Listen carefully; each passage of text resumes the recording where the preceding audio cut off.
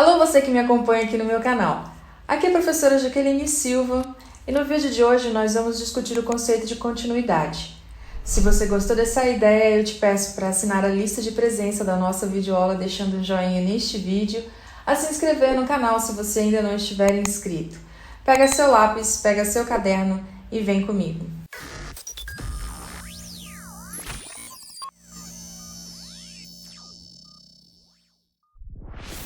O exercício proposto aqui, então, pergunta o seguinte: a função f de x igual a 1 menos o módulo de x menos 1 é contínua no ponto x igual a 1?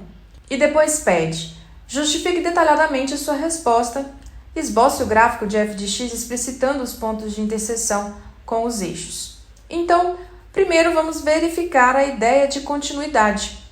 Se você não sabe sobre continuidade e caiu de paraquedas nessa videoaula, eu te convido a clicar aqui no canto superior direito e conhecer a nossa playlist sobre continuidades aqui no canal. Você vai ver conceitos e alguns exercícios que vão te ajudar a entender melhor este conceito. Por outro lado, se você já estudou esse conceito e precisa se lembrar apenas dele, eu coloquei aqui a definição. Olha só, uma função ela é dita contínua em um ponto ou um número a, se o limite quando x tende a esse número a desta função é igual ao f de a, ou seja, é igual à imagem desta função.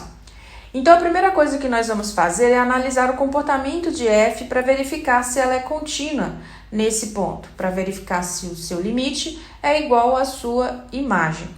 Então, a primeira coisa que eu quero que você observe é que essa função ela depende de módulo de x menos 1, que é esta expressão aqui.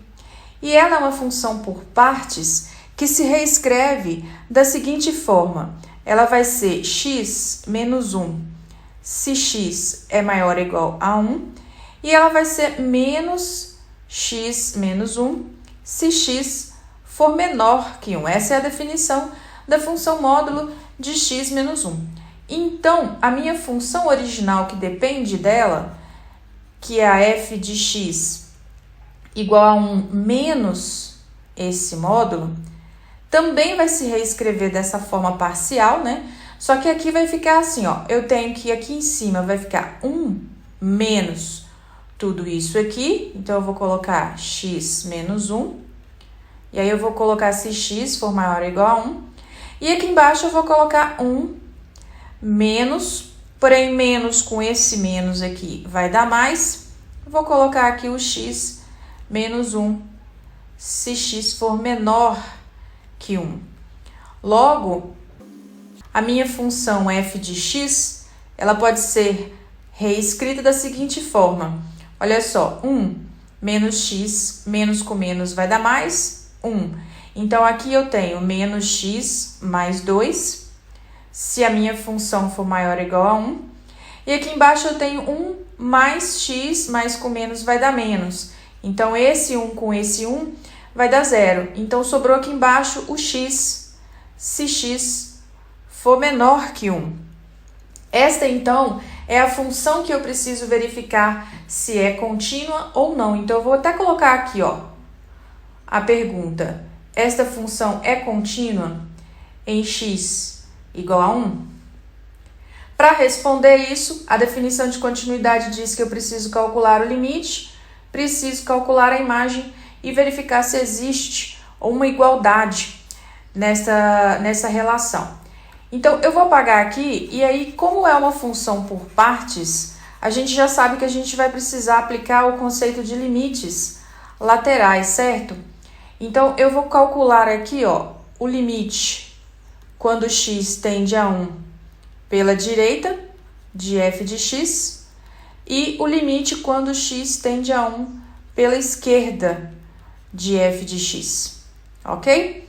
Lá em cima, então, eu vou estar calculando o limite quando x tende a 1 pela direita dessa primeira parte aqui, que é a parte que a função tem seu comportamento quando x é maior ou igual a 1.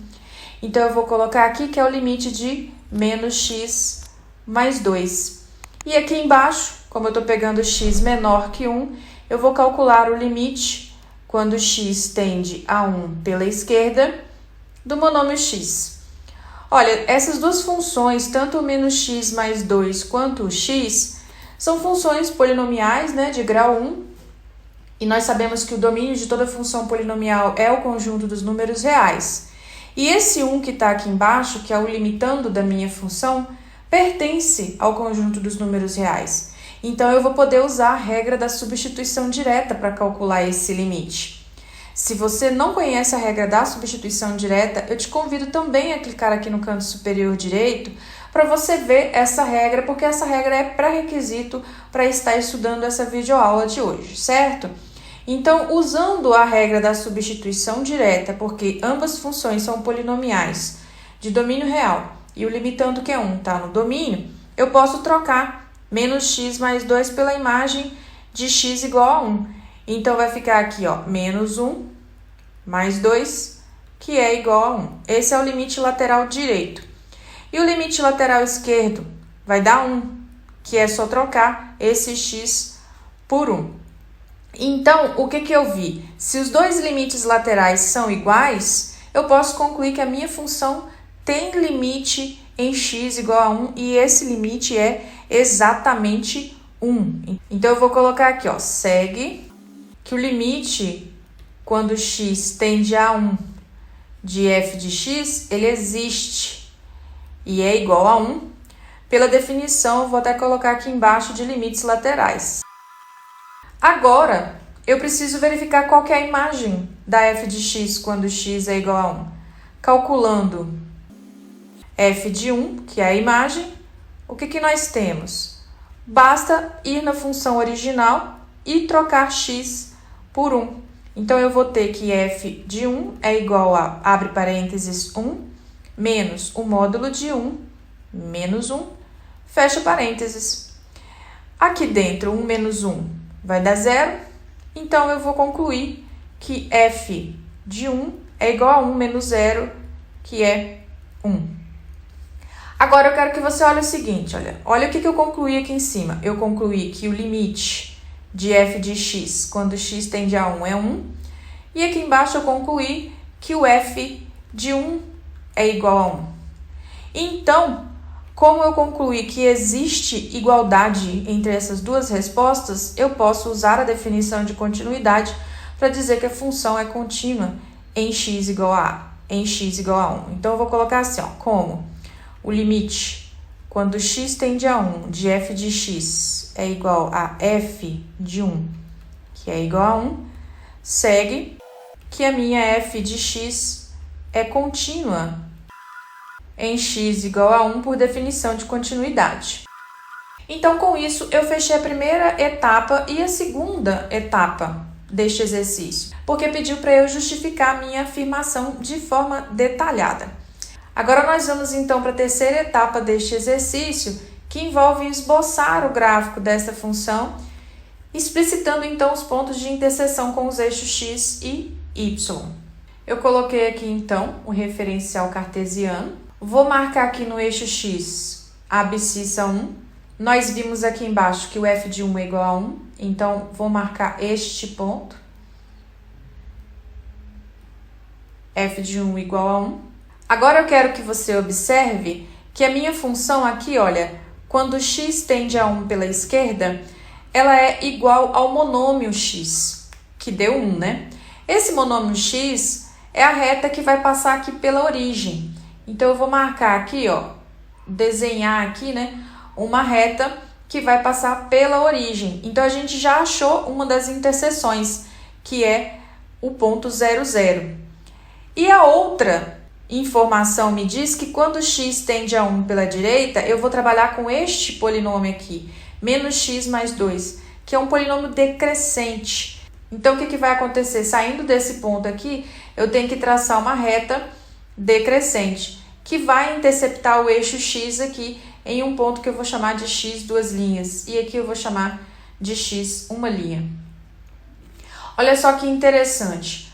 Para a gente descobrir o ponto em que a função intercepta o eixo das abscissas, eu preciso fazer y igual a 0.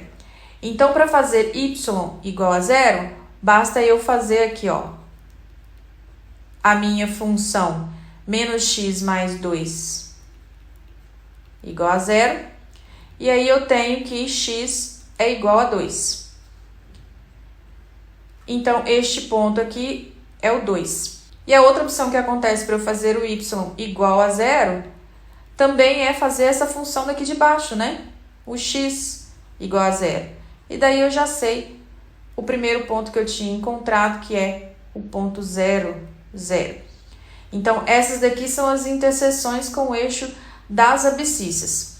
Para encontrar a interseção com o eixo da ordenada, que o gráfico já fala por si só, mas é legal a gente ressaltar aqui, que para encontrar a interseção com o eixo y, o que você vai fazer? Você vai fazer x igual a 0.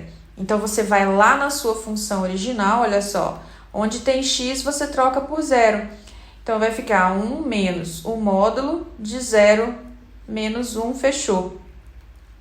A sua f de 0, então, vai ser 1 menos o módulo de 0 menos 1, que é menos 1. Sua f de 0, então, vai ser 1 menos o módulo de menos 1 é 1. E 1 menos 1 é 0.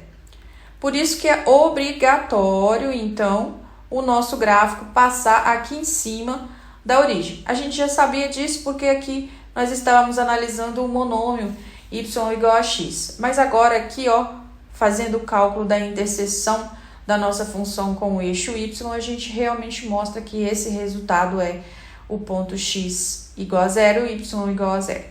Eu espero que você tenha gostado. Deixa aí nos comentários se você fez diferente ou se você teve alguma dúvida em relação a este exercício. Não se esqueça de deixar um gostei nesta videoaula, de se inscrever no canal se você ainda não estiver inscrito. Até a próxima aula e um abração.